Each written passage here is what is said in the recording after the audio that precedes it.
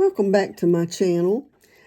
I started yesterday doing the beginning budget stuff on here, and I wanted to continue that today so that you all can take what you've already done and apply it or begin to apply it to forms. Now, at the end of this video, I'm going to attach pictures of some forms that I use. Now, I do mine in, and I'm going to hold this up so you can see what I've got. This is something I've done myself. I've just put together a book. This one is a 2-year book, and it has everything pertaining to my finances are in this book. And I have pages for notes, which I use for my Canon videos or, just my YouTube videos. But you can do it in a ring binder. You can do it on your computer. I don't prefer not to drag the computer out every time I want to write something down, and that's why I do it here. Some people might want to do it on their tablet. To me, the tablet is too small for me to be able to do everything on it. I could probably in an Excel spreadsheet on the tablet, but you do it however you are more comfortable with doing it. But like I said, I like a hard copy that I can go to and refer back to real easy. This little book stays with me. I mean, it's by my side every day, so that if I think of something I need to write down in my notes or a reminder of something, this is where I put it. So in yesterday's video, I mentioned that you should write down all of your income, and then also write down on 2 separate lists all your bills. And the reason I said 2 separate lists is because some of those bills eventually would get paid off. So those all go on one, and everything that's going to be ongoing, indefinitely, to be put on that for another one. So once you have all of that done, total everything up, then subtract all of your bills from the amount of income you have. Now, obviously, if the amount of your monthly bills is more than the income you've got coming in, then you're in trouble already. But there are ways to help with that. I've been through this with somebody before, and it can be done, but it's not going to happen overnight. And it's going to take some work on your part in order for that to happen. So, on your list of bills, especially the ones that are bills that you are going to pay off eventually, I said to write down that bill, write down the date it's due, and then write down the amount of interest that is due on that bill, and not just the monthly amount due, but the full balance that is due. Let me flip here to one of my pages, and I can show you how I do this. Well, thought I had one of them in there. I don't keep a whole lot of those forms in here because I seldom have a bill. Now, right now, with me going to the hospital, of course, obviously, I'm probably going to have a hospital bill whenever I get out. But until those hospital bills come in, well, let me see if I can find one here I may have to go back and, okay, I'm just going to have to add it at the end. I don't have one in my book because I wasn't anticipating having any bills. So I'll have to go back and add it to my book.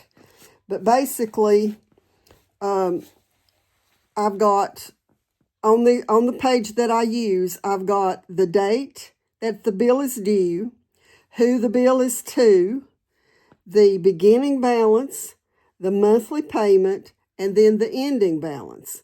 Now, That way, at the end of each month, I have a balance that I can carry over to the, to the following month. And also, I put in, if I had a credit card or, house payment or a car payment or something like that, I would write down the interest amount that I'm paying on that bill. Now, and you can, like I said, you can do this just in a ring binder. You don't have to have a book like mine to be able to do it. You can get a sheet of paper and put the headers up at the top and then go down through that piece of paper and just write down what you're trying to track. The reason that I want you to do this is because, well, I'll cover that in a minute. The next thing I want you to do, once you've taken your income, subtracted the amount of your monthly payments from it, see how much money you've got left over. Out of the amount that you've got left over is what you're going to buy groceries with. That is also what you're going to buy your gas with. And depending on the amount you have left over, that may be the only thing that you spend money on throughout the month. You may carry your coffee from home. You may carry your lunch from home.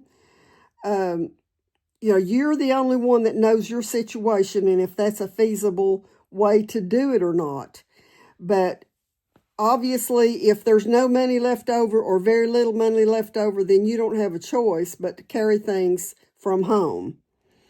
And so, if you don't have money left over, I'm going to cover that in another video because it's a lot more extensive to do that than what I'm covering right now. But you've got to get to this point to know exactly where you stand on your money, because if you don't, you're just haphazardly paying bills or haphazardly spending money, and you're never going to be on top of it. So, and for those of you who might have very, very little or no money left over after you subtract those, I'm going to suggest this. You sell something, you look for a part-time job, and you start eating out of your pantry. Those are your only options if you want to get out of debt. And I know that sounds hard, but that's the reality of the situation. So once you've got all of this done, then make that list and then look at the amount of money that you have left over each month and compare that amount of money to your bills and see, is there one of those bills that you could pay off with that amount of money? I'll give you an example. I got a statement the other day from one of my doctor bills. And so, I'm almost debt free. So I just paid that off. I don't want a little $30 or $40 or even $100 bill coming in my mailbox every month. I immediately pay that off. You may not be in that scenario, but if you've got a list of your bills and you've got a little bitty something like that that's $30 or $50, pay it off immediately, because those are the things that are going to get sent to a collection agency and are going to hurt your credit in the long run. We'll cover credit down the road too. I mean, what I'm teaching you right now will build your credit, and it will build it quickly. I mentioned in my first video about the person whose family had taken advantage of them and had them in debt with loan companies and title companies and all that kind of stuff. And we got that person to the point that they not only were debt-free and are debt-free, but were able to go and buy some things on credit that they needed, and to build their credit back up because they had destroyed credit during that process. So now they can buy whatever they want to and don't have to worry about it. They've got money in the bank. And so I'm going to stop right there. And when we come back the next time, I want you to be to the point where you have all of your bills listed and think about what you could apply any leftover money to in order to pay something off. And it's probably going to be your smallest bill, or maybe, if you've got more than one real small bill, you might be able to pay off one or two of them. If not, then apply as much as you can to the one with the lowest amount. Now, we won't do that every month. We're going to get to a point where we're going to start rapidly paying them off a different way. But that's the way you get started. So anyway, until the next time, God bless you.